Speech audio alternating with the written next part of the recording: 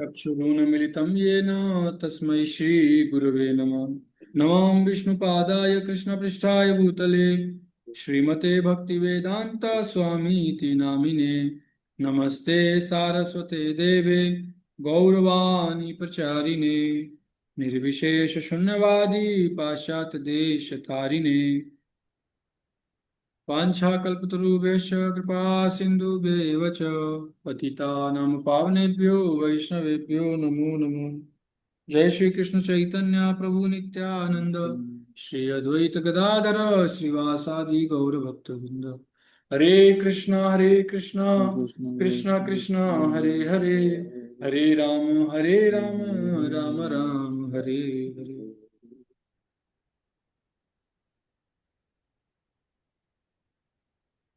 हरे कृष्णा। तो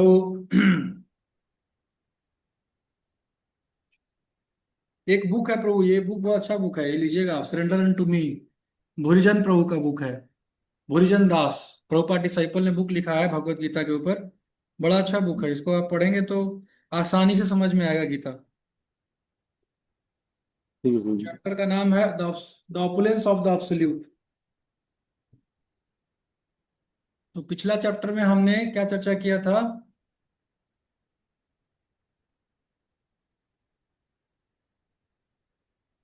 दिख रहा है ना आपको हाँ प्रभु। फुल स्क्रीन में? तो पहला 3 श्लोकों में भगवान बोलते हैं कि ये जो विद्या मैं देने जा रहा हूँ वो राज विद्या है और राजगुह्यम। और फिर बोलते हैं चौथे से 10वें में कि कृष्ण और जगत का संबंध क्या है ना, बताया था मैं 4 से 10 में बताए थे कृष्ण और जगत का संबंध क्या है। 11 और 12 में बताए थे, देखिए पिछले क्लास का अभी तक मुझे याद है। 11 और 12 श्लोक में बताए थे कि जो भगवान को साधारण मनुष्य मानते हैं उनको उनका क्या हासिल होता है। और फिर 13 से लेकर के 19 श्लोक तक जो है भगवान बताते हैं कि जो मेरे ब्रह्मांड के स्वरूप को भगवान मानते हैं, विश्व के स्वरूप को भगवान मानते हैं, उनको कैसे मेडिटेट करना चाहिए। और फिर 20 से लेकर के 24 श्लोक तक भगवान बताते हैं कि जो देवताओं के उपासक हैं उनको क्या मिलेगा। जो कृष्ण को भगवान नहीं मानते हैं, जो देवताओं का पूजा करते हैं और भौतिक इच्छा प्राप्त करने के लिए, भौतिक इच्छा की तुष्टि के लिए। और उसके बाद फिर 26 से लेकर के 34 श्लोक तक कृष्ण भक्ति की महानता बताते हैं भगवान। तो इस प्रकार से नवम अध्याय का जो है नवम अध्याय का हम्म। पूर्ण होता है। और फिर अर्जुन जो है, फिर भगवान जो है आगे क्या बोल रहे हैं? इस अध्याय का नाम है दृष्टिकोण, है ना। तो इस अध्याय में भगवान दृष्टि बताएंगे, कौन? भगवान यहाँ भी फिर बोलेंगे कि मैं तुमको अब इससे बेटर ज्ञान देने जा रहा हूँ, जो ज्ञान मैंने दिया है उससे बेटर दूंगा। तो देखेंगे, चर्चा करेंगे, लेकिन उससे पहले हम जो है अपना अधूरा कहानी पूरा कर लेते हैं। तो द गीता मैजिक, भगवत गीता ने कैसे जीवन में परिवर्तन लाया था ये माता जी का। तो ये माता जी का नाम कुमुद था और कृष्ण प्रिया दासी बाद में नाम पड़ गया। तो माता जी का हमने देखा था कि बचपन से ही इनका हड्डी जो है वो सब ठीक ठाक नहीं था, टेढ़ा मेढ़ा था और बहुत दिक्कत होता था इनको चलने में। स्कूल नहीं जा पाती थी, कुछ नहीं कर पाती थी, पढ़ नहीं पाती थी, कहीं खेल नहीं पाती थी, बच्चे गिरा देते थे इनको, मजाक उड़ाते थे इनका। तो स्कूल भी नहीं भेजते थे पेरेंट्स इनको कि कोई इनको नुकसान ना पहुंचाए। तो इनका फिर जो है ऑपरेशन हुआ, ऑपरेशन होने के बाद ये ठीक हो गई। ठीक होने के बाद ये यूएसए में चली गई और यूएसए में इनका विवाह हो गया। विवाह होने के बाद 8 साल के बाद फिर से बीमारी हो गया, फिर से प्रॉब्लम आया। फिर से क्या हुआ कि बीमारी हुआ तो ये वापस कहाँ आई? भारत में आई। भारत में कहाँ पे? जयपुर में। जयपुर में आई और जयपुर में आने के बाद ये डॉक्टर के पास गई। तो डॉक्टर बताया कि इनका जो ब्रेन है वो डिसलोकेट हो गया है और स्पाइनल कोड में आ गया है। ब्रेन कहाँ हो गया? डिसलोकेट होकर स्पाइनल कोड में आ गया है। और अब इनका बचना बहुत मुश्किल है, इनको बचाया नहीं जा सकता है। सभी डॉक्टर हाथ खड़े कर दिए कि बचाना बहुत मुश्किल है। सब परिवार वाले भी जो है हार मान गए कि अरे बचाना मुश्किल है। तो क्या हुआ फिर? जो है इनके भाई जो है वो हार नहीं माने और डॉक्टर के पास जाते रहे, प्रयास करते रहे। तो अंत में 2 डॉक्टर्स मिले। तो कृष्ण प्रियदासी जो है उनके पास गई तो कृष्ण प्रियदासी जो है वो उनको प्रभुपाद के बारे में बताई, और बोली कि जो भी प्रभुपाद जी के बारे में सुन करके कुछ अच्छा रिएक्शन देगा, मैं उससे अपना इलाज कराऊंगी, ताकि अगर मैं मर भी जाऊं तो क्या होगा, मुझे ये बात का कोई दुख नहीं होगा कि मैंने, क्योंकि मरना तो सबको है, अंत समय तो सबको आना है। मेरा अभी आ रहा है, किसी का कल आएगा, किसी का परसों आएगा, हर किसी व्यक्ति का अंत समय तो आएगा ही। तो जो है, क्यों ना ऐसे व्यक्ति के हाथों से जो है अपना इलाज कराएं जो प्रभुपाद जी को मानता हो, प्रभुपाद जी के प्रति जिसके मन में श्रद्धा हो, प्रेम हो, रिस्पेक्ट हो। तो उन्होंने दोनों को प्रभुपाद जी के बताया, तो दूसरा डॉक्टर जो था वो प्रभुपाद जी के बारे में सुन करके रिस्पेक्ट व्यक्त किया, और उसको अच्छा लगा। तो उससे फिर जो है कृष्ण प्रियदासी जो है इलाज करवाती हैं माता जी। तो इलाज कराने के बाद क्या होता है, इलाज कराने के दौरान भी क्या होता है कि इनकी जो बहन होती है वो पता नहीं कैसे, लेकिन जो कैबिन होता है जिसमें पेशेंट एडमिट होता है उसमें टीवी भी होता है। तो वो टीवी चालू कर देती है, और टीवी चालू करते ही अचानक से प्रभुपाद जी डांस करने लगते हैं हरे कृष्ण महामंत्र पे। तो इनको लगता है कि अरे ये कैसे हो गया, मतलब टीवी अचानक से खोले और प्रभुपाद जी डांस कर रहे हैं ऐसे हाथ खड़ा करके, हरे हरे कृष्ण। तो इनको लगा कि अच्छा संकेत है, मतलब शुभ संकेत है ये। तो बाद में इनका ऑपरेशन होता है और ये बच जाती हैं, ये ठीक हो जाती हैं। लेकिन स्थिति नाजुक होता है। तो डॉक्टर बोलता है कि कोई भी इनसे जो है अ, इनके संपर्क में कोई ज्यादा लोग नहीं आए, क्योंकि स्थिति नाजुक है, इन्फेक्शन हो सकता है इनको। तो जब ये घर जाती हैं डिस्चार्ज होकर के, तो सब लोग मिलने आते हैं इनसे। तो मिलने आते हैं तो इतने लोग मिलने आते हैं कि इन्फेक्शन इनको हो जाता है। और हो गया तो फिर क्या हुआ, अब पहले से जो स्थिति था उससे ज्यादा खराब स्थिति हो गया अभी। अब तो और मुश्किल हो गया। आप डॉक्टर के पास गए, डॉक्टर बोला कि नहीं, एक तो पहले से ऑपरेशन बहुत मुश्किल था करना, अभी तो और हो गया, आप तो बिल्कुल नहीं हम कर सकते, रिस्क नहीं ले सकते हैं, है ना। तो फिर जो है बॉम्बे ले गया गया इनको। तो बॉम्बे ले जाया गया, तो बॉम्बे में फिर से जो है इनका ऑपरेशन हुआ। डॉक्टर ने वो किया और ऑपरेशन होना शुरू हुआ। तो इन्होंने, जब ये भर्ती थी आईसीयू में, तो ये प्रार्थना कर रही थी कि जो है मुझे एक चांस और दे दीजिए कृष्णा, ताकि मैं जीवित होकर के आपका कुछ गुणगान कर सकें, आपके बारे में कुछ प्रचार कर सकें, है ना। क्योंकि इनका भगवत गीता पढ़ने से इनका जीवन बदला था। भगवत गीता में इन्होंने पढ़ा था कि ये शरीर नहीं आत्मा है, हम शरीर नहीं आत्मा है। और फिर मनुष्य जीवन का लक्ष्य क्या है। और फिर इन्होंने पढ़ा कि हमको भगवान की सेवा करनी चाहिए, है ना। तो ये तीन चीज इन्होंने पढ़ा। तो इनके मन में था कि मैं कुछ अपना टैलेंट, अपना कुछ भी स्किल है वो कृष्ण की सेवा में यूज करूं, मैं कृष्ण के बारे में थोड़ा बताऊं लोगों को, है ना। तो ये भगवान से प्रार्थना की कि आप मुझे अगर एक चांस देंगे तो मैं कृष्ण आपके बारे में कुछ ग्लोरिफिकेशन करेंगे, हम आपको आपके बारे में बताएंगे लोगों को। तो मुझे एक चांस दे दीजिए, उसके बाद आपको जो करना है कर दीजिएगा। और सौभाग्य से क्या हुआ, इनका जीवन बच गया, ये बच गई। और फिर जो है ये अमेरिका चले गई। अमेरिका गई तो वापस वहां पे इन्होंने बहुत सारे बुक लिखे, मैंने आपको दिखाया था पिछले सेशन में, बहुत सारे बुक लिखे इन्होंने कुकिंग पे ऊपर और कृष्णा के ऊपर बहुत सारे बुक लिखे। तो वो सब बुक जो है बहुत ही अच्छा फेमस हो गया, और अभी भी वो बुक लोग पढ़ते हैं। तो शिक्षा क्या मिलता है, शिक्षा मिलता है यही कि हमको भगवत गीता पढ़ना चाहिए, है ना। भगवत गीता पढ़ेंगे तो हमको जीवन का लक्ष्य प्राप्त होगा, हमको जीवन का लक्ष्य पता चलेगा, वास्तविक सुख क्या है वो पता चलेगा।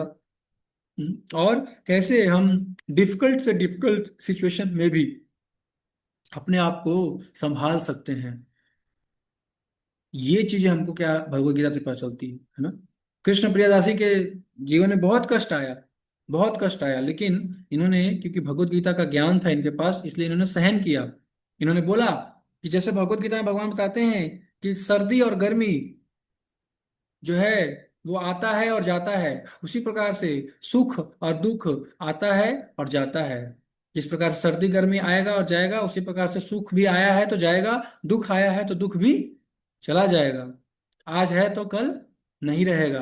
तो इस बात, इससे प्रेरणा मिलता था इनको, और फिर ये जो है अपने दुखों को झेल पाती थी। तो इसके साथ ही हम शुरुआत करते हैं अध्याय 10 का। अध्याय 10 का पहला श्लोक है, भूय एव महाबाहो शिनु मे परमं वचः यत्ते हम प्रियमानाय वक्ष्यामि हितकामया। हित की कामना से मैं क्या बोल रहा हूं, शुरू में परमम वचन, मैं अपना परम वचन बता रहा हूं, यत्ते हम प्रियमानाय, आपके प्रिय के लिए, आपके हित के लिए मैं क्या बोल रहा हूं, आपके लिए बोल रहा हूँ। क्या बोल रहा हूँ, हे महाबाहो अर्जुन, और आगे सुनो, क्योंकि तुम मेरे प्रिय सखा हो, अतः मैं तुम्हारे लाभ के लिए ऐसा ज्ञान प्रदान करूंगा जो अभी तक मेरे द्वारा बताए गए ज्ञान से श्रेष्ठ होगा। तो यहाँ पे भगवान क्या बोल रहे हैं, चूंकि तुम मेरे प्रिय सखा हो। फ्रेंड्स चार प्रकार के होते हैं। फ्रेंड्स जो होते हैं कितने प्रकार के होते हैं, चार प्रकार के होते हैं। पहला फ्रेंड जो होता है उसको बोलते हैं सुहृत। सुहृत जो होता है वो सबसे श्रेष्ठ होता है, सुहृत, है ना। सुहृद, सखा, मित्र और बंधु, ये चार प्रकार के मित्र होते हैं, फ्रेंड होते हैं संस्कृत में। संस्कृत में बताया गया है कि सुहृद, सखा, मित्र और बंधु, ये चार टाइप्स ऑफ फ्रेंड्स होते हैं, है ना। जिसमें सुहृद सबसे श्रेष्ठ है, सखा। तो भगवान बोले कि आप तुम मेरे सखा हो, अतः मैं तुम्हारे लाभ के लिए, मैं तुम्हारे लाभ के लिए बता रहा हूं, ऐसा ज्ञान प्रदान करूंगा जो अभी तक मेरे द्वारा बताए गए ज्ञान से श्रेष्ठ होगा। तो अभी तक मेरे बताए द्वारा ज्ञान से श्रेष्ठ क्यों, ऐसा बोल रहे हैं बार बार भगवान। ये बात 7वें अध्याय में बोले, ये बात 8वें अध्याय में बोले, और फिर ये अध्याय 9वें अध्याय में भी, 10वें अध्याय में बोल रहे हैं, बार बार क्यों बोल रहे हैं। 10वें अध्याय में क्यों बोल रहे हैं ये बात, क्योंकि 10वां अध्याय जो है वो 9वें अध्याय का एक्सटेंशन है। 9वें अध्याय में भगवान बोले कि मेरा चिंतन करो, लेकिन कैसे चिंतन करो ये बताएंगे इसमें। भगवान बोल रहे कि मुझे, मेरे से प्रेम करो। 9वें अध्याय के अंतिम अंतिम श्लोक में बोल रहे कि मेरे से प्रेम करो, मेरे भक्त बनो। कैसे प्रेम करो वो 10वें अध्याय में बताएंगे। तो यहाँ पे क्या शिक्षा मिलता है, अलग अलग प्रकार की मित्रता होती है। वह मित्र जो हमेशा यह चाहता है कि हमें सुख मिले, हमारा लाभ हो, वह सुहृद कहलाता है। वह हमेशा हमारे हित के बारे में सोचता है। कृष्ण अर्जुन के और हम सब के भी वैसे मित्र हैं। तो कृष्ण हमारे वेल विशर हैं। तो अब जो है क्या गुही ज्ञान है वो भगवान बताने जा रहे हैं 10वें अध्याय के दूसरे श्लोक में। न मे विदुः सुरगना प्रभवं न महर्षयः। कृष्ण बोल रहे हैं कोई भी मुझे नहीं जानता है, मेरी उत्पत्ति को और मेरे ऐश्वर्य को कोई भी नहीं जानता है। तो अर्जुन बोले कि देवतागण भी नहीं। देवतागण तो हमसे बहुत श्रेष्ठ हैं, क्या वो भी नहीं जानते हैं। तो आपसे आपसे प्रश्न है कि क्या बड़े बड़े देवता कृष्ण को समझ सकते हैं। क्या लगता है आपको, क्या बड़े बड़े देवता कृष्ण को समझ सकते हैं प्रदीप प्रभु। नहीं तो भी भगवान का भी यही उत्तर है, नहीं। नहीं। तो फिर अर्जुन बोलते हैं कि महर्षि भी नहीं। नहीं, क्या लगता है आपको, नहीं कोई नहीं समझ सकता। महर्षि भी नहीं, इतने बड़े बड़े महर्षि, हम्म। श्री, वो भी नहीं, है ना। तो यहाँ पे विश्वनाथ चक्रवर्ती ठाकुर कमेंट्री में लिखते हैं कि कोई बोल सकता है कि देवता तो ठीक है, देवता लोग थोड़ा भोग विलास में लगे रहते हैं तो नहीं समझ पाते होंगे, लेकिन महर्षि लोग तो त्यागी होते हैं, वैरागी होते हैं, उनको नहीं समझ में आते, उनको भी नहीं समझ में आते। भगवान बोलते हैं नहीं, महर्षियों को भी नहीं समझ में आता हूं मैं।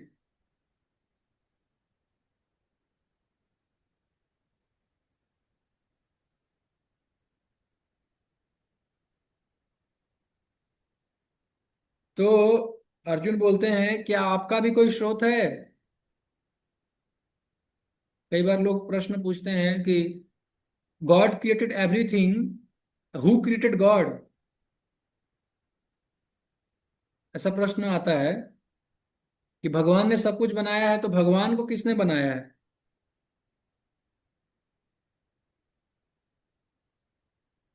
भगवान यहाँ पे बता रहे हैं कि मैं अजन्मा हूं और अनादि हूं। मेरा जन्म नहीं हुआ और मेरा कोई आदि नहीं है, कोई बिगनिंग नहीं है। ब्रह्मा का भी आदि है। ब्रह्मा जी कहाँ से जन्म लिए, कहाँ से उत्पन्न हुए? हम्म,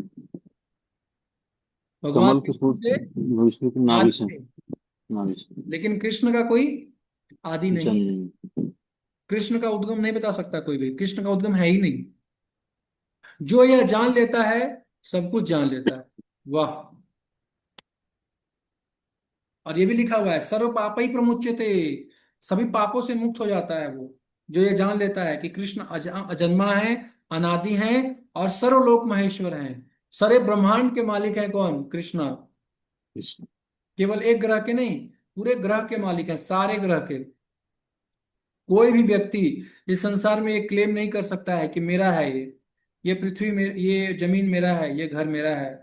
एक एक एटम का टुकड़ा भी मेरा नहीं है।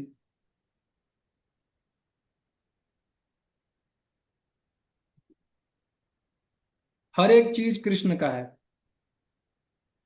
एक एटम के टुकड़ा से लेकर के पूरे ब्रह्मांड तक सब कुछ कृष्ण का है।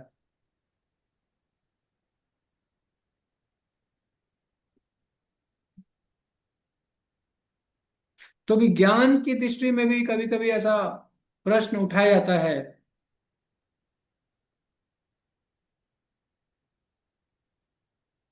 कि भगवान का सोर्स क्या है, भगवान को किसने बनाया। तो उसी से जुड़ा हुआ एक प्रश्न आता है कि क्या सभी वैज्ञानिक नास्तिक होते हैं?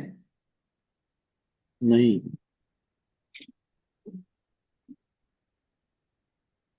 तो दो प्रकार के वैज्ञानिक होते हैं। एक होते हैं क्रिएशनिस्ट, निर्माणवादी, जो बोलते हैं कि नहीं, कोई क्रिएटर है, कोई है जिसने क्रिएट किया है।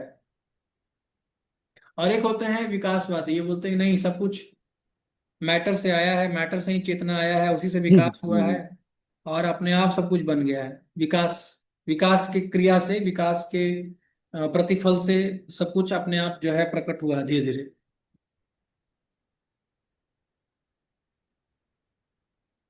ऐसा। तो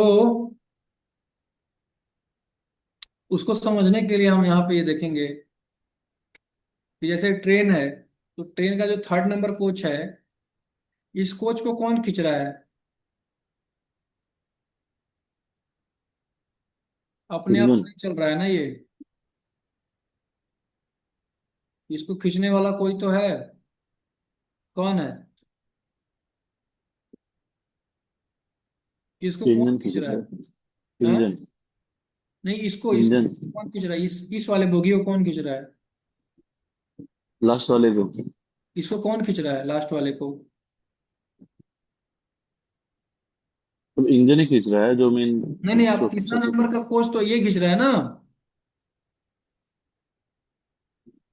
इस कोच नहीं को उस कौन खींच रहा है? सिंपल सा आंसर दीजिए ना, सिंपल बात है तुम। नहीं, सिंपल नहीं, जैसे कि अगर सेकंड क्योंकि नंबर वो भी कोच खींच रहा हाँ। है कि नहीं? हम्म, और सेकंड नंबर कोच को फर्स्ट नंबर कोच खींच रहा है। बस। ठीक है। और फर्स्ट नंबर कोच को इंजन खींच रहा है। हम्म, ठीक है। क्लियर, समझ में आ रहा है? एकदम क्लियर बात है। तो इस इंजन को कौन खींच रहा है?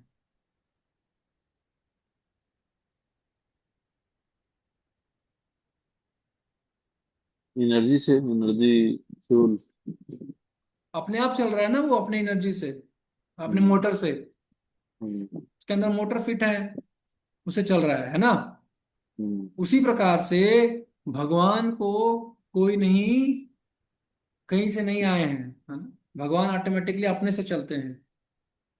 इसलिए गोविंदम आदि पुरुषम तमाम वदामि, ईश्वर परम कृष्ण सच्चिदानंद विग्रह, अनादिरादिर गोविंद, सर्व कारण कारणम। कारण। सभी कारणों के अंतिम कारण जो है वो कृष्ण है। जैसे आप देखेंगे तो इस बोगी का कारण कौन है? दूसरा बोगी। तीसरा बोगी का कारण दूसरा बोगी, दूसरा बोगी का कारण पहला बोगी, पहला बोगी का कारण क्या है? इंजन। तो हम्म। Engine is the final cause. अंतिम कारण कौन है? इंजन।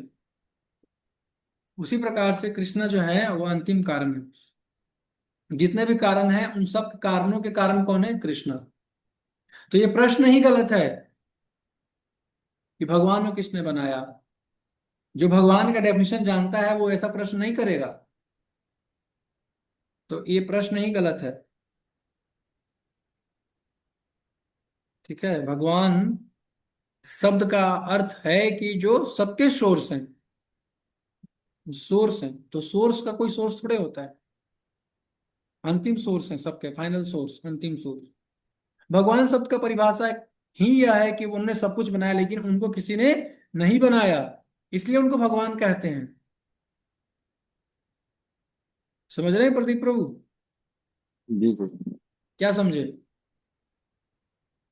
भगवान को किसी ने नहीं बनाया, हाँ, लेकिन भगवान ने सबको, इसीलिए उनको सबको बनाया। हम्म, सबको बनाया, लेकिन भगवान को किसी ने नहीं बनाया। नहीं बनाया। तो कई बार ऐसा प्रश्न पूछते हैं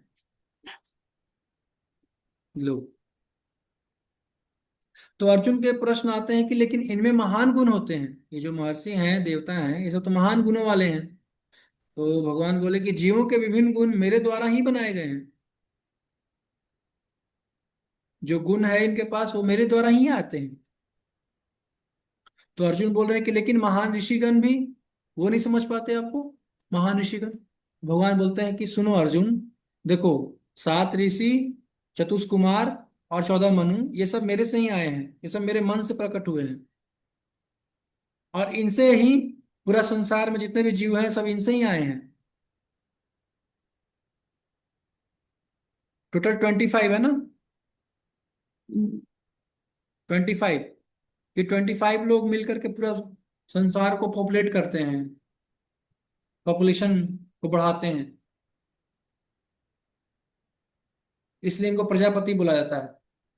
जिसमें चतुष्कुमार नहीं होते हैं, चतुष्कुमार को छोड़ दें तो 21 लोग, ये 21 लोग ही करते हैं। चतुष्कुमार तो ब्रह्मचारी होते हैं। इन विभूतियों को तत्वतः जानने वाला हमेशा मुझसे जुड़ा रहता है।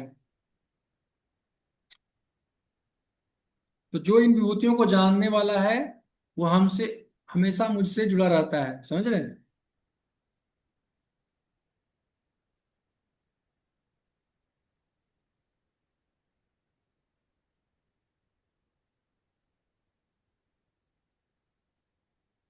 भगवान की इन विभूतियों को जो जान लेता है ना, वो क्या है? भगवान से हमसे जुड़ा रहता है। इसमें सप्तऋषि प्रभु पता है, चतुर्कुमार पता है, मनु में 14 लोग कौन है? 14 मनु है ना, सरोचिस मनु, स्वयंभू मनु, वैवस्वत मनु, इस प्रकार से है। बहुत सारे मनु, चाक्षुष मनु, ऐसे 14 मनु है, भागवत में आता है। हम्म। और 7 ऋषि हैं, वशिष्ठ हैं, अत्रि हैं, अगस्त्य हैं, भारद्वाज। भारद्वाज ऋषि हैं। ऐसे 7 ऋषि हैं जो ब्रह्मा जी हम्म। से आए थे, अल्टीमेटली कृष्णा से आए हैं। अब आता है चतुश्लोकी गीता, ये बड़ा फेमस है। पूरा गीता का सार जो है 4 श्लोकों में बताया गया है। 700 श्लोकों का सार। तो इसको जीप फाइल ही बोलते हैं। जीप फाइल समझते हैं ना? कई कई बड़ा फाइल होता है, कंप्रेस्ड। कंप्रेस करके हम जीप फाइल बना देते हैं। तो कृष्णा भी जीप फाइल बता दिए, 4 श्लोकों को। ये 4 श्लोक जो है गीता का सार है। जिपायल। तो इसको समझने से पहले हम एक स्टोरी समझे सुनेंगे। तो एक एक व्यक्ति होता है, एक बच्चा होता है, लड़का होता है मतलब, वो बहुत अमीर घर का होता है। तो वो अपने पिता का बिजनेस संभाल रहा होता है। बहुत अमीर होता है, सब कुछ होता है उसके पास, धन दौलत ऐश्वर्य बुद्धि विज्ञान सब कुछ है इसके पास। लेकिन क्या होता है, ये एक बार जा रहा होता है तो इसका एक्सीडेंट हो जाता है। एक्सीडेंट में इसका जो है ब्रेन में बहुत जोर का चोट लगता है। चोट लगने के कारण इसका मेमोरी चला जाता है, मेमोरी खत्म हो जाता है इसका। और ये परिवार से बिछड़ जाता है। इसको याद ही नहीं है मेरा परिवार कहाँ है, मेरा कौन हूं, मैं क्या हूँ, कुछ पता नहीं।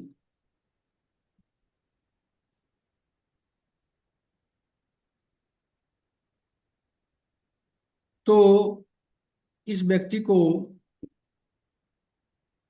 घर वापस लाने के लिए सबसे पहले क्या करना होगा? इनके परिवार वालों को सबसे पहले क्या करना होगा? अगर हम स्टेप बाय स्टेप चलें कि इनको घर वापस पहुंचाना है, तो सबसे पहला कदम इनके परिवार वालों को क्या करना होगा इनके लिए? ये बिल्कुल बिछड़ गए, इनको मतलब। पता नहीं है ये कहीं पे है। हम्म। कहीं पे हम्म। है ये लड़का, लेकिन इसको पता नहीं है कुछ भी, याद नहीं है कुछ भी। ना इसको खाने को मिल रहा है, ना इसका जवाब है, कुछ नहीं है इसके पास। तो इसके परिवार वाले पहला स्टेप क्या लेंगे? पुलिस में बताएंगे। हाँ, इन्फॉर्म। खोजेंगे। हम्म। खोज करेंगे इसका। मिल जाने के बाद क्या करेंगे? दूसरा स्टेप, इलाज करवाएंगे। इलाज करवाएंगे हम्म। ताकि इसका मेमोरी वापस आ जाए, ताकि ये रिस्टोर हो जाए, वापस अपने पुराने नेचुरल नॉर्मल रूप में आ जाए। इसके इलाज कराएंगे। और तीसरा क्या करेंगे? घर वापसी।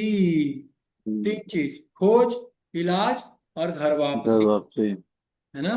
तो उसी प्रकार से भगवान ने 4 श्लोक बोले हैं। इसमें पहला श्लोक है संबंध ज्ञान। क्या संबंध है हमारा भगवान से? खोज, खोज करेंगे। फिर अभिधेय ज्ञान, यानी कि इलाज। अभिधेय। और लास्ट में प्रयोजन, वापस बैक टू गॉडहेड, गोलोक वापस। प्रयोजन मतलब गोलोक वापस। ये 3 स्टेप यहाँ पे भगवान बता रहे हैं। पहला स्टेप में बता रहे हैं अहम सर्वस्य प्रभो मत्तः सर्वम प्रवर्तते इति मत्वा भजन्ते माम बुधा भाव समन्विता। क्या बता रहे हैं? मैं सब चीजों का स्रोत हूं, मुझसे ही सब कुछ आया है, लेकिन मैं ही सब कुछ, भौतिक जगत और आध्यात्मिक आध्यात्मिक जगत का स्रोत हूँ, मुझसे ही सब कुछ आया है। और ऐसा जान करके बुद्धिमान व्यक्ति क्या करते हैं? मेरी भक्ति में लगते हैं। फिर दूसरा श्लोक में क्या बोलते हैं?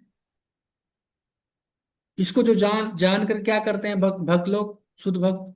मत चित्ता मत गत प्राणा बोधयंत परस्परम कथयंति कथयंति माम नित्यम तुष्यन्ति च रमन्ति च। आपस में चर्चा करते हैं। मदगत प्राणा, मेरे को प्राण मानकर। आप मेरे ऊपर चित्त को लगा करके, पूरा चित्त मेरे ऊपर लगा रहता है उनका। 24 घंटे क्या करते हैं? मेरे बारे में चर्चा करते हैं। बोधयंतः परस्परम, एक दूसरे को बताते हैं, मेरी कथाओं के बारे में चर्चा करते हैं। कथयन कथयंती च माम नित्यम तुष्यन्ति च रमन्ति च। नित्यम, नित्यम हर दिन मेरे बारे में कहते हैं, और तुष्यन्ति च माम नित्यम रमन्ति च, रमन करते हैं। फिर अब भगवान रेसिप्रोकेट कैसे करते हैं?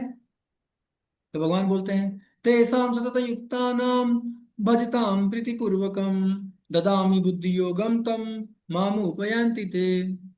तो जो मेरा इस प्रकार से निरंतर कीर्तन करते हैं, भजन करते हैं, सेवा करते हैं, भक्ति करते हैं, उनके हृदय में मैं बुद्धि, उनको बुद्धि देता हूँ, बुद्धि योग देता हूँ, जिससे कि वो मेरे को प्राप्त कर सके।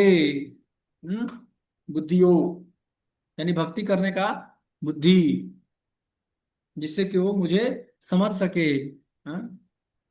शास्त्र को समझ सके, कृष्ण वाणी को समझ सके।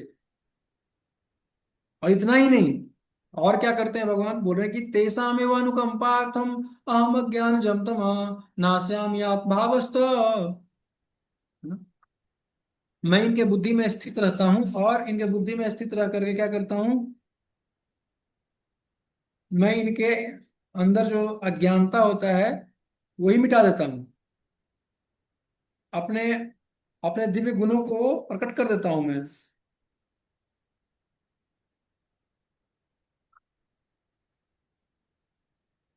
और इनके अंदर जो अज्ञानता है उसको नष्ट कर देता हूं, जिससे कि ये मेरे बारे में चिंतन कर सके।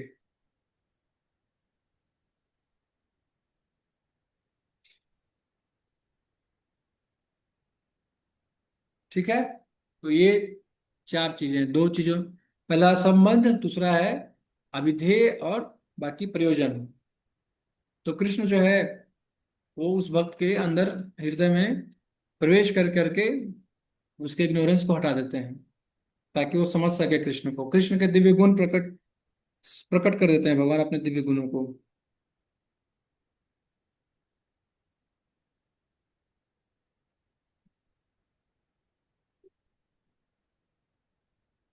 तो कृष्णा स्वयं आते हैं ऐसा करने के लिए।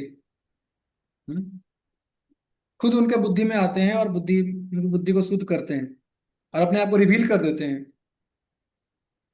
और ये और किसी को नहीं, ये ज्ञानी योगी तपस्वी को ये लाभ नहीं मिलता है, ये केवल भक्त को मिलता है, अनन्य भक्ति, जो अनन्य भक्ति करता है।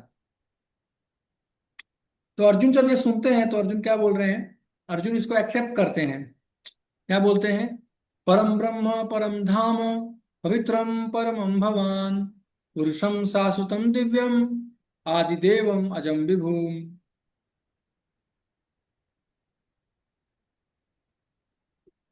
आप परम भगवान, परम धाम, परम पवित्र, परम सत्य हैं। आप नित्य, दिव्य, आदि पुरुष, अजन्मा तथा महानतम हैं। क्या बोल रहे हैं? आप परम भगवान, परम धाम, परम पवित्र, परम सत्य हैं।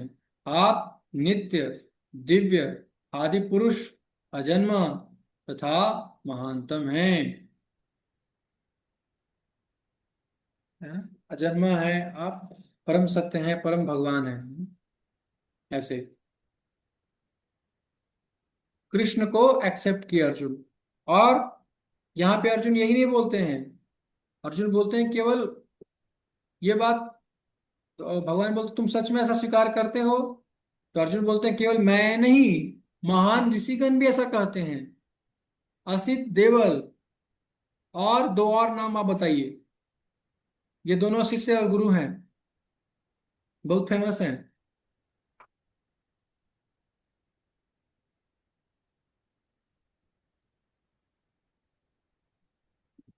गुरु है प्रभु जी। ये दोनों गुरु और शिष्य हैं। शिष्य असित देवल। असित देवल और दो नाम आप बताइए।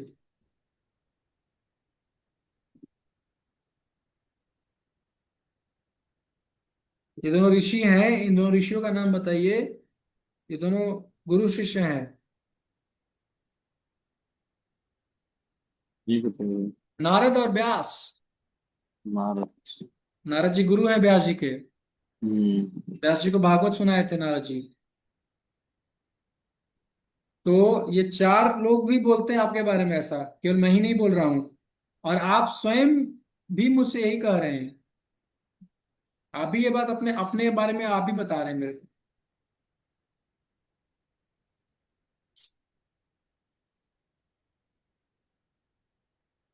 तो कृष्णा बोल रहे हैं तो तुम सब कुछ स्वीकार करते हो?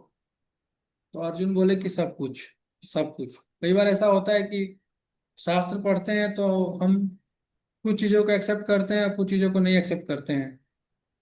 लेकिन ऐसा नहीं है, शास्त्र पढ़ने का मतलब है सब कुछ एक्सेप्ट करना। जैसे रामायण, कई लोग रामायण पढ़ेंगे तो राम, भगवान राम के अंदर कमी निकालेंगे, लेकिन वो भगवान राम को भगवान के रूप में स्वीकार नहीं करते हैं। कम्युनिस्ट लोग ऐसा करते हैं कई बार, अपना एजेंडा निकालने के लिए। हाँ, आधा पॉइंट निकालेंगे, हम्म। है ना, बोलेंगे देखो यहाँ पे भगवान, ये गलत हुआ हाँ है। मीट खाए यहाँ पे भगवान। भगवान ने ये गलत किया है। हाँ, लेकिन भगवान के रूप में स्वीकार नहीं करेंगे, जबकि पहला ही श्लोक वाल्मीकि जी हम्म। शुरू करते हैं कि राम जो है वो भगवान है, परम ब्रह्म है। प्रणाम करते हैं और फिर स्वीकार, उसके बाद भाई बुक को कैसे स्वीकार करना है? जो ऑथर ने लिखा है उसको स्वीकार करना चाहिए ना, एज इट इज। लेकिन ये अपना एजेंडा को केवल वो करने के लिए हम्म। केवल कुछ पॉइंट निकालेंगे और बस बताएंगे देखो देखो तुम्हारे भगवान ऐसे हैं, तुम्हारे ऐसे हैं। हाँ। तो अर्जुन जो है वो पूरे बात को स्वीकार करते हैं, सारे बात, सब कुछ। ऐसा नहीं कुछ बात को स्वीकार किया कुछ बात को नहीं लिया। जो मेरे काम का है वो स्वीकार किया, जो मेरे मतलब का नहीं है उसको रिजेक्ट कर दिया। तो शास्त्र को हमको पूर्ण रूप से स्वीकार करना चाहिए, तभी हमको लाभ होगा। आध्यात्मिक जीवन वैज्ञानिक है और इसमें प्रगति करने के लिए हमें इस विज्ञान के सभी फॉर्मूले अच्छे से समझने होंगे और उनका पालन करना होगा। फिर आध्यात्मिक सफलता मिलना निश्चित है। समझ रहे?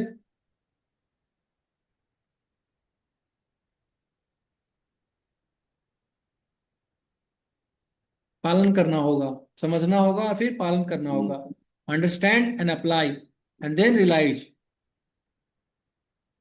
ये प्रोसेस है इसका। Discover, understand, apply, realise. अनुभव कर लेना चाहिए।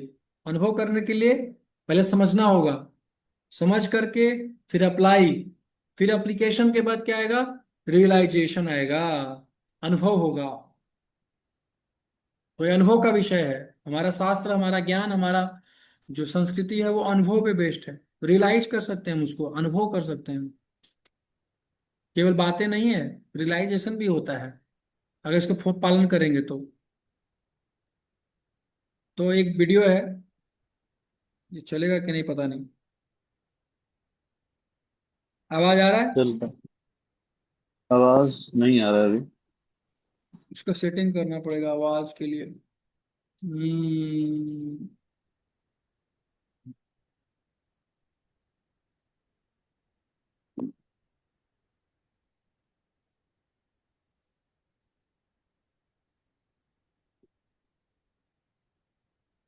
शेयर,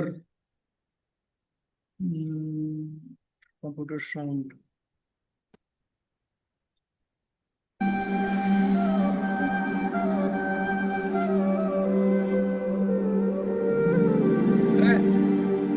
अरे भाई।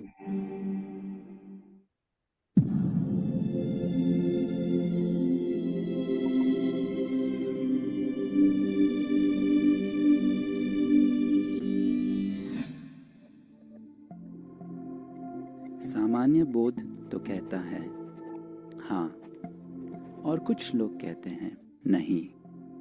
सृष्टि में मानव जीवन के प्राचीनतम काल से ही आस्तिकों को भगवान के अस्तित्व को लेकर चुनौतियों का सामना करना पड़ा है।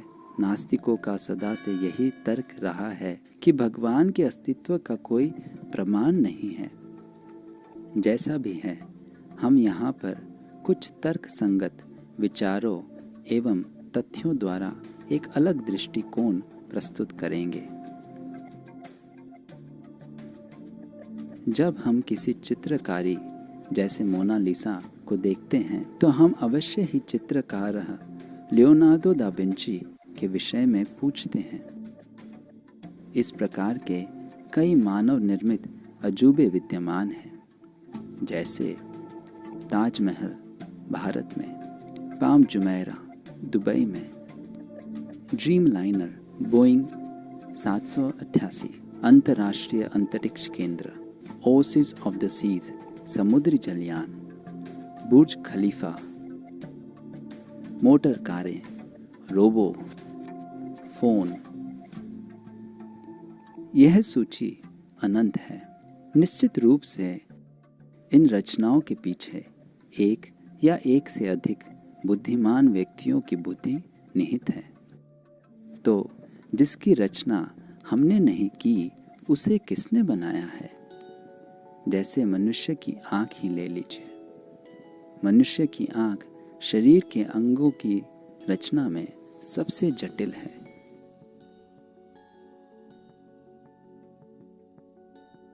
यह 1 सेकंड के 10वें हिस्से में लाखों रंगों का अनुभव कर सकती है। इस मानव आँखों की बनावट का रचनाकार कौन है? और उसी प्रकार कई अन्य अद्भुत वस्तुओं का भी, जैसे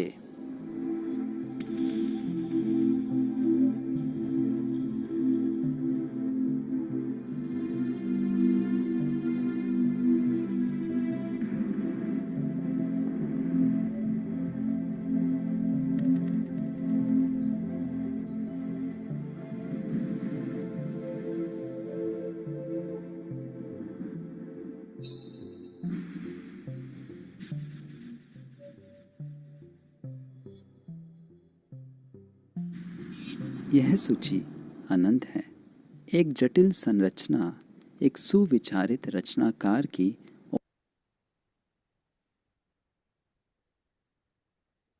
तो ये बहुत लंबा है, आप इसको देख सकते हैं हरे कृष्णा टीवी पे। 10 मिनट और है, हिंदी इंग्लिश दोनों में अवेलेबल है। तो अब अर्जुन जो है भगवान को स्वीकार कर चुके हैं एज इट इज, जैसे भगवान ने बताया। और अब अर्जुन जो है इस ज्ञान को शेयर करना चाहते हैं, दूसरों के लिए पूछना चाहते हैं। अब क्या चाहते हैं कि दूसरों को कैसे पता चलेगा, कॉमन लोग के लिए, कॉमन लोग कैसे कृष्ण का चिंतन कर सकते हैं। तो पूछ रहे हैं, कथम विद्याम अहम योगीन त्वाम सदा परिचिन्तयन् केषु केषु च भावेषु चिन्तयो असि भगवन् मया। हे कृष्ण, हे परम योगी, मैं किस तरह आपका निरंतर चिंतन करूं और आपको कैसे जानूं। हे भगवान, आपका स्मरण किन किन रूपों में किया जाए। तो अर्जुन अब सबके लिए प्रश्न पूछ रहे हैं, कॉमन मैन के लिए। भगवान उत्तर दे रहे हैं, लेकिन मैंने पहले ही कहा है कि सभी चीजें मेरे भव्य विस्तार हैं। मैं तो बोला हूं ना 10वें अध्याय के 8वें श्लोक में कि भौतिक जगत आध्यात्मिक जगत मेरे से ही आया है। तो सब कुछ में मैं ही हूँ, हर चीज तो मैं ही, मेरे से आया है। भौतिक जगत आध्यात्मिक जगत कुछ भी ऐसा नहीं है जो मेरे से नहीं आया है। तो अर्जुन बोल रहे हैं कि फिर से विस्तार से वर्णन करें, मैं सुनने के लिए उत्सुक हूँ, विस्तार से बताइए, विस्तार से क्या क्या चीज है, कैसे आपका चिंतन करे। है ना, साधारण व्यक्ति तो आपके रूप को नहीं समझ सकता है, तो वो तो भौतिक चीजों को ही समझ सकता है। भगवान बता रहे हैं कि ठीक है ना। भगवान इसमें संस्कृत में लिखा हुआ है हंता, भगवान बोलते हैं हंता। हंता मतलब हाँ, यस, मैं बताऊंगा। अर्जुन के रिक्वेस्ट को भगवान अप्रूव करते हैं, खुश हो जाते हैं।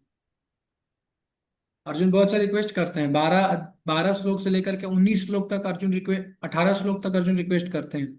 12, 13, 14, 15, 16, 17, 18, 7 श्लोक बोलते हैं अर्जुन रिक्वेस्ट में। 7 श्लोक बोलते हैं बहुत अच्छे से। पहले भगवान को ग्लोरीफाई करेंगे, पहले ग्लोरीफाई करेंगे, फिर रिक्वेस्ट करते हैं। तो ऐसे हमको जो है, जब हमको किसी से कुछ पूछना है, किसी से कुछ जानना है, तो क्या करना चाहिए, पहले हमको ग्लोरीफाई करना चाहिए उसको, जोरफाई। कि आप जो है आप बड़े अच्छे हैं, आप आपके अंदर ये गुण बहुत अच्छा है ना। तो मैं जानना चाहता था कि ये जो है ये कैसे होगा ये काम, है ना। तो किसी से काम कराना हो तो ऐसे करना चाहिए, glorify and then hmm. Ask, request. तो भगवान बोलते हैं ठीक है मैं बताता हूँ, लेकिन केवल वे जो प्रमुख हैं, क्योंकि वैसे मेरा ऐश्वर्य असीम है, अनंत है, असीम असीम है मेरे ऐश्वर्य। तो मैं केवल प्रमुख जो है वो बताऊंगा, प्रमुख प्रमुख जो प्रिंसिपल जो इंपॉर्टेंट इंपॉर्टेंट है वो बताऊंगा मैं। हम्म। तो शिक्षा क्या मिलता है, अर्जुन के प्रश्न बदल रहे हैं, क्यों से कैसे, कैसे? विकार के प्रश्नों में। अब वो क्यों नहीं पूछ रहे हैं, आप बोल रहे हैं कैसे। क्यों पूछना भी अच्छा है, लेकिन कैसे पूछना ज्यादा अच्छा है। आध्यात्मिक जीवन में प्रगति करता हुआ व्यक्ति जब भगवान और गुरु के आदेशों को प्राप्त करता है, तो वह क्यों किया जाए की जगह कैसे किया जाए पूछता है। कैसे किया जाए ये पूछता है, ये बहुत इंपॉर्टेंट है, कैसे। तो भगवान सबसे पहले क्या बताते हैं कि मैं परमात्मा रूप में सब जगह विद्यमान हूँ। अहम आत्मा गुडाके स सर्वभूताशय स्थित अहम आदिश्च मध्यम च भूतानाम अंत एव च। हे अर्जुन, मैं सबके अंदर परमात्मा रूप में स्थित हूँ, सबके अंदर। चाइना हो, अमेरिकन हो, ऑस्ट्रेलियन हो, चींटी हो, हाथी हो, सबके अंदर क्या है, भगवान स्थित है। मैं सब समस्त जीवों के हृदय में स्थित परमात्मा हूँ। मैं ही समस्त जीवों का आदि, मध्य तथा अंत। तो कृष्ण जो है वो सर्वज्ञ हैं, क्यों, क्योंकि सर्वत्र हैं, वो सब जगह है। सबकी इच्छाओं को जानते हैं कृष्ण, सबकी इच्छाओं। ऐसा कोई जीव नहीं है जिसको कृष्ण नहीं जानते हैं। कौन जीव क्या इच्छा रखता है, क्या सोचता है, सब कृष्णा को पता है। Krishna knows everything, everything. हम केवल अपने शरीर के बारे में थोड़ा बहुत जानते हैं, लेकिन कृष्ण जो है सबके बारे में जानते हैं, सबके बारे में। तो प्रश्न आता है कितने प्रकार के अवतार हैं, भगवान जो है कितने प्रकार से अवतार लेते हैं।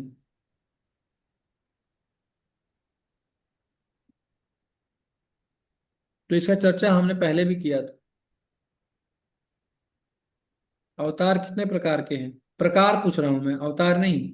अवतार के प्रकार, टाइप्स ऑफ इनकारनेशंस।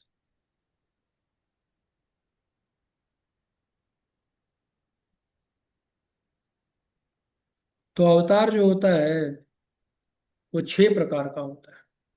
पहला अवतार को बोलते हैं पुरुष अवतार। इस पुरुष अवतार में 3 विष्णु आते हैं। ये कृष्ण के अवतार हैं। कृष्णा से बलराम आते हैं, बलराम, कृष्णा के दाहिने भाग से बलराम आते हैं, और बलराम से चतुर्भुज आता है, नारायण आते हैं। नारायण से चतुर्भुज आता है, फिर उससे नारायण से चतुर्भुज आता है, फिर उससे फिर नारायण आते हैं, और फिर उससे नहीं, चतुर्भुज से महाविष्णु आते हैं। महाविष्णु, फिर महाविष्णु जो है पुरुष अवतार है। कारणोदक साई विष्णु, इसको कारणोदक साई विष्णु भी बोलते हैं, कारण सागर में शयन करते हैं। और इनसे जो है अनंत ब्रह्मांड निकलता है, अनंत भौतिक ब्रह्मांड जो है इनके रोमकूपों से निकलता है। जब ये सांस छोड़ते हैं तो कई ब्रह्मांड निकल जाता है, अनंत। और फिर हर ब्रह्मांड में गर्भोदक सागर, गर्भोदक साई विष्णु जो है प्रवेश करते हैं हर ब्रह्मांड में। और ये गर्भ सागर पे शयन करते हैं, और इनके नाभि से ब्रह्मा जी निकलते हैं। और वो फिर 14 प्लेनेटरी सिस्टम पॉपुलेट करते हैं। 14 प्लेनेटरी सिस्टम भी निकलता है इसी नाल में, और उसमें ब्रह्मा जी पॉपुलेशन करते हैं। और फिर हर जीव के हृदय में और क्षीर सागर में शयन करने वाले भगवान क्षीरोदक साई विष्णु आते हैं। यही सबके हृदय में परमात्मा रूप में भी रहते हैं। तो ध्यान से इनको देख सकते हैं, यही हमारे हृदय में है। ये परमात्मा जो है ये हमारे हृदय में रहते हैं, क्षीरोदक साई विष्णु।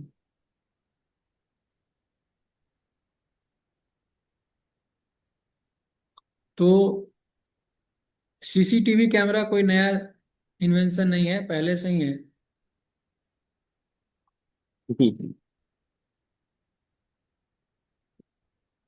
भगवान ने अपना कैमरा फिट कर रखा है हर जगह। 3 परमात्मा है ना? 3 परमात्मा। तो 6 प्रकार के अवतार है: पुरुष अवतार, लीला अवतार, गुण अवतार, और सत्यावेश अवतार, युग अवतार। इस प्रकार से 6 प्रकार के अवतार होते हैं।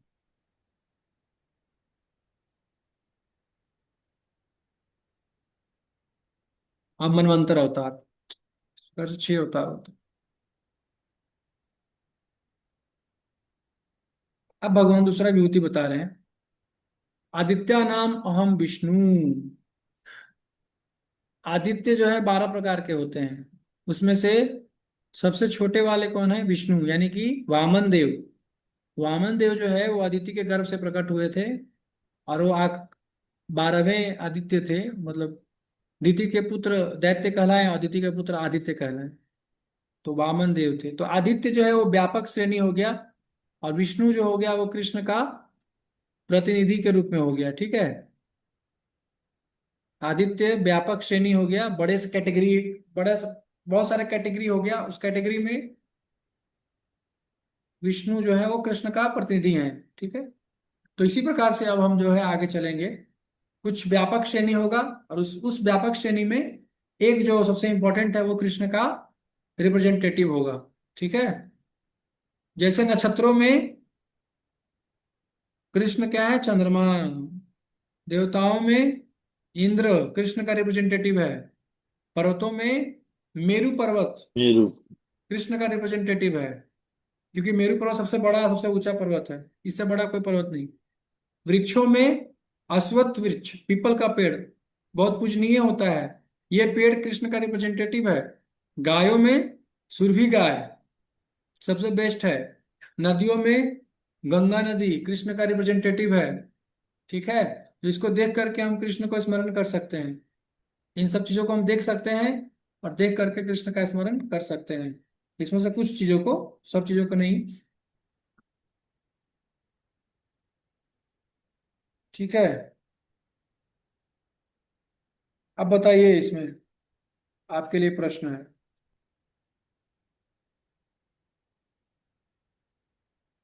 वेदों में, वेदों में मैं सामवेद हूँ। ठीक है। जलाशयों में, जलाशयों में कृष्ण कौन है? हाँ वेद। है समुद्र। गंगा जी। रुद्रों में 11 रुद्र हैं, 11 रुद्र में समुद्र। कृष्ण किसके रिप्रेजेंटेटिव है? रुद्रों में शिव हूं, मछलियों शिव। में हाँ। मगर हूं, वाणी, मगर। वाणी में ओमकार, देव ऋषियों में, देवर्षियों में नारद। नारद, गजराजों में ऐरावत। ऐरावत कृष्ण का रिप्रेजेंटेटिव है। और राजा किस चीज में है?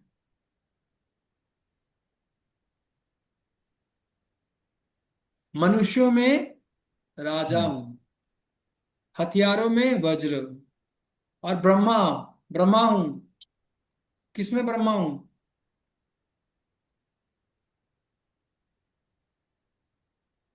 ऋषियों में। सृष्टाओं में, सिस्टम। सृष्टा करने वाले में ब्रह्मा हूं, पशुओं में सिंह हूं, और क्यों मैं गरुड़ गरुड़? हूं। गरुड़ किसमें हूं? पक्षियों में। पक्षियों में गरुड़ हूं। ठीक है, यहाँ पे आंसर है सारा। वेदों में सामवेद हूँ, जलाशयों में समुद्र हूँ, रुद्रों में शिव हूँ, मछलियों में मगर हूँ, वाणी में ओमकार हूँ, देवऋषियों में नारद हूँ, गजराजों में ऐरावत हूँ, मनुष्यों में राजा हूँ, हथियारों में वज्र हूँ। वज्र सबसे पावरफुल होता है अस्त्र। सृष्टाओं में ब्रह्मा हूँ, पशुओं में सिंह हूँ, और पक्षियों में गरुड़ हूँ। तो अब भगवान जो है बोलते हैं कि अर्जुन, ना अंतोऽसि मम दिव्या नाम विभूति नाम, मेरे दैवी विभूतियों का अंत नहीं है। मैंने जो कुछ कहा वह तो संकेत मात्र है। बहुत विभूति है भगवान का, अनंत है, कितना बताएं।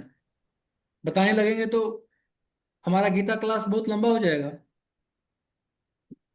2 घंटे क्लास जो है वो 12 घंटे में भी नहीं खत्म होगा। प्रदीप प्रभु को बैठना पड़ेगा यहाँ पे फिर, बिना सोए बिना खाए। बहुत लंबा हो जाएगा, विभूति बता देंगे भगवान तो। बहुत सारा है ना, यूट्यूब का वीडियो लंबा हो जाएगा। तो अर्जुन बोल रहे हैं कि ओह, मैं और अधिक सुनना चाहता हूँ, सुनना चाहता हूँ। तो भक्त का यही गुण है कि भगवान के बारे में सुनना चाहता है खूब। उसको मजा आता है, जितना और सुनाइए और बताइए और विभूति बताइए, है कि नहीं। बस यह जान लो, सारा ऐश्वर्य सौंदर्य और तेजस्वी सृष्टियां मेरे तेज के अंश मात्र से निकलते हैं। है? जितना भी ऐश्वर्य दिख रहा है संसार में आपको, जितना भी सौंदर्य दिख रहा है आपको इस संसार में, जितना भी तेजस्वी सृष्टियां दिख रही हैं, वो भगवान के ही तेज का एक अंश मात्र है ना। वो कृष्ण से ही आता है।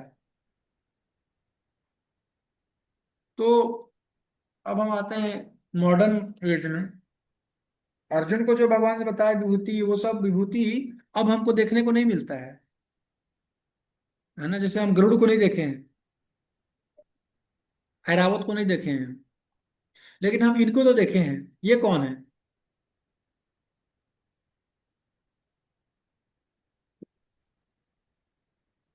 ये व्यक्ति कौन है? मूछ वाले। ये चार्ली चैपलिन। चार्ली चैपलिन है ये, है ना। और किस लिए लोकप्रिय है?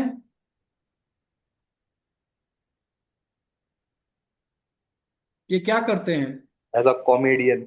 ये बकवास। कॉमेडी करते हैं ये, है ना। चार्ली चैपलिन की कॉमेडी कृष्ण से आती है।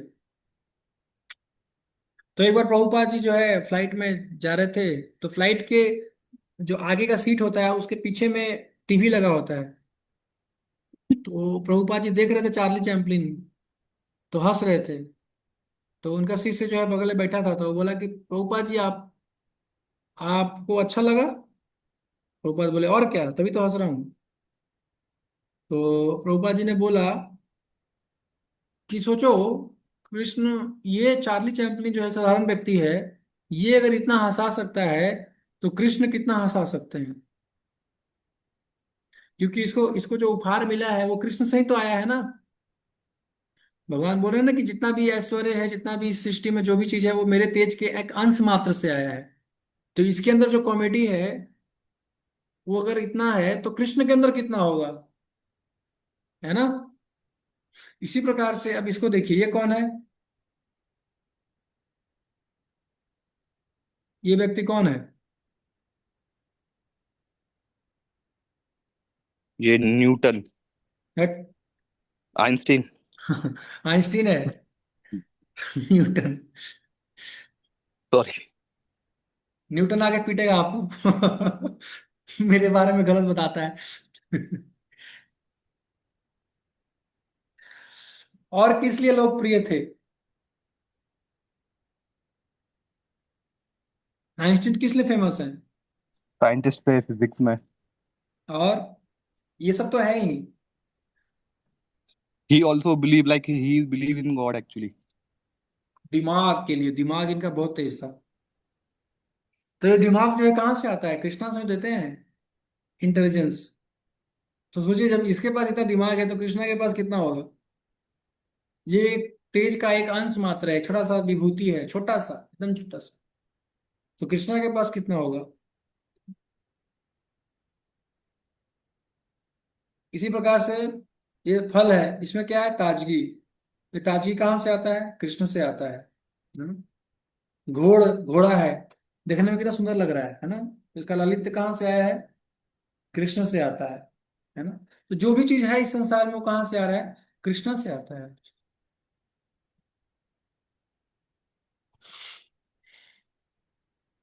तो भगवान अंतिम श्लोक में बस बता रहे हैं, अथवा बहुना एतेन किम ज्ञातेन तवा अर्जुन विष्टाभ्याम इदम कृष्णम एकांशेन सो जगत। एक अंश मात्र से, अपने तेज के एक अंश से पूरे धारण किए हुए पूरे जगत को भाई, एक अंश मात्र से। और भगवान इस यूनिवर्स का, इस हमारा जो यूनिवर्स है ना, सबसे छोटा यूनिवर्स है। बाकी सब यूनिवर्स के मुकाबले में ये यूनिवर्स में छोटा है। इसका डायमीटर ही बता रहे हैं, ये देखिए, 400 करोड़, 400 करोड़ मील व्यास, व्यास मतलब डायमीटर। सबसे छोटे यूनिवर्स का डायमीटर बता रहे हैं ये भगवान।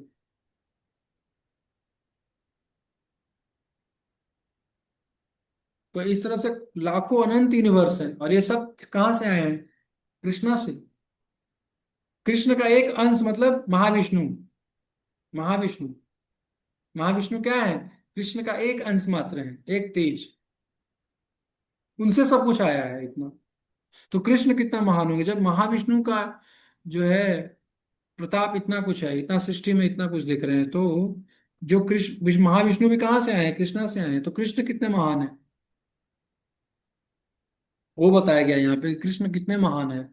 लोग बोलते हैं कि भगवान महान है, लेकिन कैसे महान है वो लोगों को नहीं पता, है ना। तो हमको ये पता होना चाहिए। लोग बोलते हैं कि मैं भगवान को मानता हूँ, तो पूछो उनको, मानते हो, जानते हो? तो जानते नहीं है, बस मानते हैं। तो जानना है हमको, है ना। जितना हमारे पास, जितना हम बुद्धि है, जितना हमारे पास कृपा मिला है, उससे हमको भगवान को जानना चाहिए। ऐसे तो भगवान को जानना बहुत ही असंभव है, क्योंकि भगवान तो अनंत है। लेकिन जितना कृष्ण कृपा करके जनाना चाहे उतना जना सकते हैं हम। तो भगवान को जानना है, तो मानना भी है और जानना भी है कृष्ण को, है ना। कृष्ण कितने महान है वो हमको पता चल गया, है ना।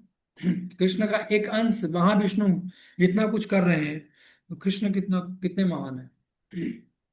तो ये योग, ये अध्याय का नाम था विभूति योग। ऐश्वर्य ज्ञान से योग, है ना। ऐश्वर्य ज्ञान से योग होता है, दृष्टि में परिवर्तन आता है। अब हमको जो दिखता है वो सब कुछ कृष्णमय दिखना चाहिए, हर चीज में कृष्ण है ना। और ये अध्याय कृष्ण से जुड़ा हुआ है, कृष्ण के बारे में है। शिक्षा क्या लेंगे हम? पहली शिक्षा है खुली आंखों द्वारा ध्यान, ओपन आइड मेडिटेशन। बंद आंखों से मेडिटेशन तो होता ही है, या नहीं भी होता है, लेकिन यहाँ पे कृष्ण जो बता रहे हैं वो है ओपन आइड मेडिटेशन। मतलब आंख खोल करके भी कैसे हम ध्यान कर सकते हैं हर चीज का। चंद्रमा देखे तो उसमें कृष्ण का स्मरण हो गया, सूर्य देखे तो कृष्ण का स्मरण हो गया। तो इस प्रकार से हर एक चीज में कृष्ण का स्मरण कर सकते हैं। तो खुली आंखों द्वारा ध्यान। दूसरा है भगवान कितने महान हैं। है ना, भगवान कितने महान है वो हमको देखना चाहिए, तो जानना चाहिए हमको। केवल ये नहीं कि भगवान महान है, लेकिन कितने महान है वो कैसे पता है, तो बताइए, ये श्लोक कोट कीजिए। अथवा बहुना एतेन ज्ञातेन कि तवा किम अर्जुन, हाँ, अहम विष्ठाभि हम कृष्णेन एकांशेन तो जगत, एक अंश से जगत को धारण किए हुए हो। एक अंश यानी महाविष्णु से धारण किए हुए हो पूरे जगत को। कृपा पाने के लिए कृपा बांटो, कृपा पाने के लिए कृपा को बांटना चाहिए, यानी कि इस मैसेज को फैलाना चाहिए। भगवत गीता कोर्स जो है, इसको आप स्प्रेड कीजिए, है ना। आप और भी लोगों को जोड़िए व्हाट्सएप ग्रुप पे, तभी आपको कृपा मिलेगा। जब आप दूसरों को भी भगवान के पास लाएंगे, उनको भी ये भगवान का ज्ञान मिलेगा, तो कृपा मिलेगा, समझ रहे हैं। इसलिए इसको बांटना चाहिए, स्प्रेड कीजिए, और भी लोगों को व्हाट्सएप ग्रुप से जोड़िए, भगवत गीता कोर्स से जोड़िए, कि देखो ये भगवत गीता कोर्स जो है मेरे जीवन में इतना परिवर्तन लाया है ना। आज मैं बहुत ही आनंद में रहता हूँ, सुखी रहता हूँ, टेंशन एंजाइटी से दूर रहता हूँ। तो इसका कारण क्या है, भगवत गीता। तो तुम भी पढ़ो, तुम्हारे जीवन में भी क्या होगा, सुख आएगा, क्योंकि हम सब सुख ढूंढ रहे हैं ना। तो सुख का वास्तविक एड्रेस क्या है, वो भगवत गीता में बताया गया है। आप भगवत गीता को पढ़िए। सुख ढूंढना गलत नहीं है, लेकिन गलत एड्रेस पर ढूंढेंगे तो नहीं मिलेगा। सही एड्रेस भगवत गीता में बताया गया है, सुख का सही एड्रेस, सर्च फॉर हैप्पीनेस। तो कृपा पाने के लिए कृपा को बांटो। ठीक है प्रदीप प्रभु, बांटो कृपा को। जी जी। सबसे श्रेष्ठ से सीखो, है ना। हम खाना खाने के लिए सबसे बेस्ट होटल में जाते हैं, कपड़ा सबसे बेस्ट जगह दुकान में खरीदते हैं, दवाई लेने के लिए सबसे बेस्ट हॉस्पिटल में जाते हैं, पढ़ने के लिए सबसे बेस्ट कॉलेज में जाते हैं। तो भगवत गीता भी सबसे बेस्ट से सीखो। सबसे बेस्ट कौन है, भगवान श्री कृष्ण स्वयं सुना रहे हैं भगवत गीता। अब इससे बेस्ट और क्या हो सकता है।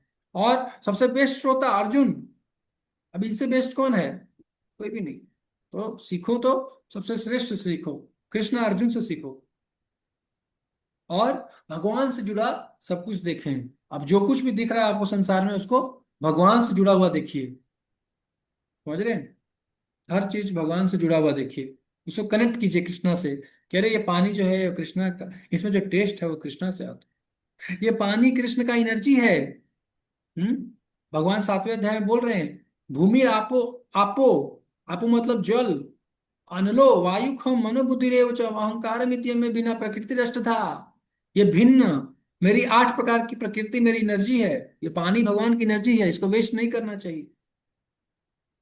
पानी वेस्ट न करे, कृष्ण को स्मरण कराए वो पानी, कृष्ण का एनर्जी है वो। हर चीज को भगवान से जोड़ना चाहिए। तो समरी ये है, पहला 7 श्लोक में कृष्ण सब कुछ के स्रोत हैं, 8वें से 11वें श्लोक में चतुश्लोक की गीता जिप फाइल, फिर 12 से 18 में अर्जुन कृष्ण की महानता को स्वीकार करते हैं और रिक्वेस्ट करते हैं क्या, विस्तार से बताएं। 19 से 42 श्लोकों में भगवान कृष्ण अपनी विभूतियों का वर्णन करते हैं। ठीक है, अपने अलग अलग विभूति को बताते हैं, लगभग 82 टाइप्स ऑफ विभूति को बताते हैं, 82। तो आज हमारा ये सेशन कंप्लीट होता है। कैन आस्क नाउ, अब आप क्वेश्चन पूछ सकते हैं, कोई क्वेश्चन है तो पूछ सकते हैं। मेरू पर्वत क्या है प्रभु जी? सुमेरु पर्वत जो है वो उसी पे जो है बताया जाता है कि ब्रह्मांड स्थित है सुमेरु पर्वत पे। हाँ? सुमेरु पर्वत सबसे ऊंचा पर्वत है, और उसके चारों ओर जो है वो अलग अलग आइलैंड हैं, अलग अलग प्रकार के ब्रह्मांड हैं, ऐसा। सुमेरु पर्वत जो है सबसे ऊंचा पर्वत है, गुरु जी पृथ्वी ये पर है सोने या का कहीं भी है और ना? है? सोने का है, और उस पे ब्रह्मा जी रहते हैं सुमेरु पर्वत के ऊपर। तो गुरु तो जी ये पृथ्वी पर ब्रह्मांड है नहीं है? मतलब ये। एक एक करके पूछिए ना प्रभु, पहले कौन पूछेगा, प्रदीप प्रभु पूछिए पहले। हाँ करो प्रभु जी, पृथ्वी पर नहीं है ना ये? पृथ्वी पे नहीं है, इस ब्रह्मांड में है लेकिन पृथ्वी पे नहीं है। पृथ्वी तो बहुत छोटा सा टुकड़ा है, हम्म। इस ब्रह्मांड का बहुत छोटा सा है, कुछ नहीं है पृथ्वी। और एक्चुअली में हम जानते भी नहीं है ब्रह्मांड का कैसा टोपोग्राफी है, ये शास्त्र में बताया गया है उस हिसाब से। जैसे लोक जो है, लोक, लोक और प्लैनेट दोनों में डिफरेंस होता है। प्लैनेट और लोक इक्वल नहीं है, संस्कृत में लोक बोलते हैं, इंग्लिश में प्लैनेट बोलते हैं। प्लैनेट और लोक दोनों इक्वल नहीं हो सकता है। मंडल, ग्रह मंडल वगैरह सब जो है अलग अलग चीजें हैं। भागवत पुराण के 5वें स्कंद में सब बताया गया है, तो हम उसको अगर डिस्कस करेंगे तो डिटेल में हम उसको डिस्कस करेंगे। ब्रह्मांड का विज्ञान बताया गया है उसमें, कैसे सारा ब्रह्मांड जो है उसका स्ट्रक्चर क्या है। तो सुमेरु पर्वत तो ब्रह्मा जी का ऑफिस है। जब देवता लोग ब्रह्मा जी के ऑफिस में जाते हैं, कुछ प्रॉब्लम आता है ना, तो गौ माता, हम्म। पृथ्वी देवी गौ माता बन जाती है और सब देवता लोग सुमेरु पर हो जाते हैं। सतलोक में जाते हैं, सतलोक जाएंगे तो वहां पे बहुत टाइम लग जाएगा, इसलिए इधर ही सुमेरु पर ही ब्रह्मा जी अपना एक ऑफिस है, वहीं पे जा करके बात करते हैं। फिर वो सब जाते हैं क्षीर सागर में। क्षीर सागर भी इस ब्रह्मांड के अंदर में ही है। वहां जाते हैं और वहां जा करके भगवान विष्णु से रिक्वेस्ट करते हैं, तो भगवान विष्णु ही हर बार अवतार लेते हैं। लेकिन कभी कभी कृष्ण स्वयं आते हैं गोलोक से, ब्रह्मा के एक दिन में एक बार। नहीं तो हर बार कृष्ण ही आते हैं, हर बार विष्णु ही कृष्ण बन जाते हैं। लेकिन स्वयं कृष्ण, स्वयं भगवान वो नहीं आते हैं। सारा मैनेजमेंट विष्णु संभालते हैं इधर। तीन विष्णु है ना, कारणोदक साई विष्णु, क्षीरोदक साई और गर्भोदक साई, ये तीनों विष्णु ही मैनेजमेंट संभालते हैं। गर्भोदक क्या है प्रभु जी? गर्भोदक विष्णु? गर्भोदक साई विष्णु जो है गर्भोदक सागर में शयन करते हैं, जो इस ब्रह्मांड के सबसे नीचे पार्ट है। ये ब्रह्मांड जब बनता है तो गर्भोदक सागर, ब्रह्म ये गर्भ विष्णु जो है उनके पसीने से गर्भोदक सागर बन जाता है। अब उस सागर पे विष्णु जो है शयन करते हैं, और शयन करते हैं और उसमें उनके नाभि से ब्रह्मा निकलते हैं। नाभि कमल से नाल निकलता है, उसमें कमल निकलता है, उसमें ब्रह्मा जी प्रकट होते हैं। और उसी नाल में उसमें 14 प्लैनेट्स होते हैं। 14 प्लैनेटरी सिस्टम जानते होंगे। हम्म, 14 प्लैनेट्स, जिसमें हमारा भूलोक भी है एक, भूलोक। हम लोग भूलोक में रहते हैं। तो इस प्रकार से, और ये भूलोक गोल है, इसलिए भूगोल बोलते हैं, भूगोल। भू इज गोल, है ना, चपड़ा नहीं है, चपटा नहीं है, तो भूगोल। तो गर्भोदक सागर जो है उसमें विष्णु शयन करते हैं, ब्रह्मा के पिता विष्णु। उसमें दिखाता है ना प्रभु जी, जो नरसिम्हा मूवी होता है उसमें हिरण्यकशिपु का जो भाई होता है हिरण्याक्ष, हिरण्याक्ष, हाँ। वो, हाँ, वो भूमि माता को ले जाता है ना गर्भोदक हाँ, सागर में। वो गर्भोदक सागर में डुबाता है। हाँ। कई बार लोग बोलते हैं कि अरे समुद्र में कैसे डुबा दिया, समुद्र तो पृथ्वी के अंदर है। नहीं, हम्म। वो समुद्र नहीं, वो गर्भोदक सागर में डुबाता है। ले आके कहीं छिपा देता है उसमें। हाँ। तो बराहदेव जो है ऊपर से आते हैं, पूरा फ्लो आप देखे होंगे, पहाड़ हम्म। होता है, एक सुमेरु पर्वत होता है, ब्रह्मा जी बैठे होते हाँ। हैं। 14 प्लैनेटरी सिस्टम सब उसमें दिखाता है, उसमें जब बराहदेव जब। हम्म। तो इसको अप्लाई कीजिए अपने जीवन में, है ना। ये भगवत गीता कोर्स को अप्लाई करेंगे तो इससे जो है रियलाइजेशन आएगा। और सेवा जरूर कीजिए, कुछ ना कुछ सेवा पकड़ लीजिए, कुछ ना कुछ सेवा करिए। ठीक है। अगर सेवा नहीं कर सकते हैं तो दान दीजिए, दान से सेवा कीजिए, लक्ष्मी दीजिए। कुछ लक्ष्मी दीजिए मंदिर को, जो मंदिर प्रचार कर रहा है, सेवा कर रहा है, उसको आप हेल्प कीजिए, असिस्ट कीजिए। समझ रहे हैं। सेवा करने से क्या होगा, त्याग करने से क्या होगा, निस्वार्थ बनेंगे धीरे धीरे। प्योरिटी आएगा, अहंकार घटेगा। मेरा और मैं और मेरा जो मुंह है, ये कम होता है जब हम त्याग करते हैं। कर्मों के फलों को त्यागना चाहिए। कर्मों के फल यानी कि जो हम कमा रहे हैं ना, अर्न कर रहे हैं, उस वो हमारा फल है ना, मेहनत करके जो ला रहे हैं, हम्म। तो उसको त्यागना चाहिए, भगवान को अर्पित करना चाहिए। इसको बोलते हैं निष्काम कर्म योग। मतलब कर्म तो अपनी इच्छा से करेंगे, हम जो हमको पसंद है वही करेंगे, लेकिन फल भगवान को देंगे। निष्काम कर्म योग नहीं बोलेंगे इसको, सकाम कर्म योग बोलेंगे, क्योंकि हम कुछ ही देते हैं, सारा नहीं देते हैं। निष्काम कर्म योग में सब कुछ देते हैं भगवान को, सारा फल। जैसे प्रभुपाद जी के डिसाइपल थे हिज होलीनेस गोपाल कृष्ण गोस्वामी महाराज, मेरे गुरु महाराज। तो वो अपना सारा सैलरी जाके प्रभुपाद जी को दे देते थे। अभी प्रभुपाद जी उस सैलरी में से कुछ निकाल करके और गुरु महाराज को दे देते कि लो आप अपने परिवार के लिए यूज करो। इसको बोलते हैं निष्काम कर्म योग। मतलब सब कुछ दे देना भगवान की सेवा में। कर्म हम करेंगे वही जो मुझे पसंद है, लेकिन फल भगवान को दे देंगे। निष्काम कर्मयोग। सकाम कर्मयोग में क्या होता है कि व्यक्ति कर्म भी करेगा और फल भी भोगेगा। नहीं, मेरा पैसा है, मैं एंजॉय करूंगा, बस कुछ परसेंट दे देगा भगवान को। जितना कमाएगा उसका कुछ परसेंट। तो ये सकाम कर्मयोग है, मतलब इच्छा है उसको फल भी भोगने का इच्छा है। तो ये भी ठीक है, लेकिन धीरे धीरे निष्काम कर्मयोग। और निष्काम कर्मयोग से ऊपर है भक्ति योग, जहाँ पे व्यक्ति अपने आप को समर्पित कर देता है भगवान की सेवा में, पूरा समर्पित कर देता है, फुल सरेंडर। लो कृष्णा मारो भी राखो भी जो इच्छा तुम्हार। तो सेवा, कुछ सेवा करते रहेंगे तो क्या होगा? अनुभव होगा, नहीं तो अनुभव नहीं होगा। अनुभूति चाहिए ना आपको, रियलाइजेशन अगर होना चाहिए ना, तो उसके लिए हमको सेवा करना, कुछ ना कुछ सेवा अवश्य करना चाहिए। हम्म, ठीक है, और कोई प्रश्न है तो पूछिए। हम्म, और चैंटिंग करिए, चैंटिंग करते रहिए। अरविंद नेत्र प्रभु का प्रश्न है क्या? नहीं प्रभु जी, वो यही पूछ रहा था मैं सुमेरु पर्वत के बारे में। तो मैं एक बार देखता हूँ, आज फिफ्थ कैंटो खोलता हूँ आज मैं। हाँ, उसमें पूरा वर्णन है सृष्टि, सुमेरु पर्वत। फिर अगली बार डिस्कस करते हैं प्रभु, अगली क्लास में मैं पढ़ लूंगा इस बार।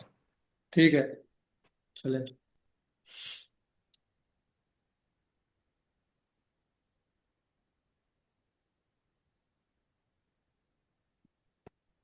ठीक है, तो कोई प्रश्न नहीं है तो क्लास को हम यहीं पे विराम हम्म, देंगे। आपका बहुत बहुत धन्यवाद, आप लोग आए, अपना समय दिए, उसके लिए बहुत बहुत धन्यवाद। कोई गलती हो गया हो, कुछ गलत सलत कुछ भूल निकल गया हो मुझसे तो क्षमा कर दीजिएगा। हरे कृष्णा। जय श्री कृष्ण। प्रभुपाद की जय। जय। Thank you very much.